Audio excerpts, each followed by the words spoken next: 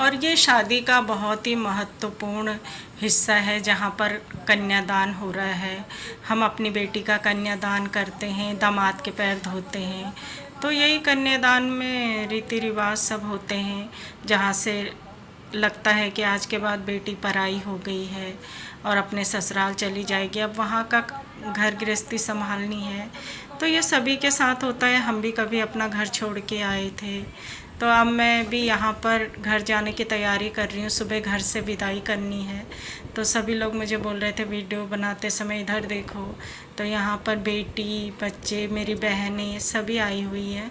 तो अब दुल्हन भी फ्री हो गई थी शादी से, तो दुल्हन ने भी हमें ज्वाइन कर लिया था। तो देखिए मेरी बेटी है, अब इसकी शादी हो चुकी है। अब हम घर जा रहे थे विदाई के लिए। अभी तो सब हंस रहे हैं, अब ये विदाई का टाइम आ गया है। तो सुबह विदाई के टाइम भी यहाँ पर आछेद भर के जाते हैं चावल से। इनके ऊपर जोड़े के ऊपर आछेद भर के जाते हैं 5-7 बार।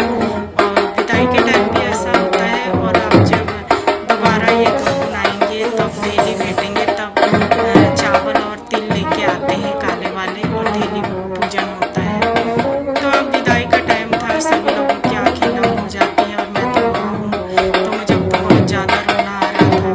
तो अब इतना भी, मैं जितना ज़्यादा रोती थी बेटी भी उतनी ही ज़्यादा रोती। तो मैंने अपने आप को बहुत ही कंट्रोल किया और बेटी को विदा किया। यहाँ पर ये लोटे में जल लेकर एक रस्म हो रही है, वो पूरी करनी है।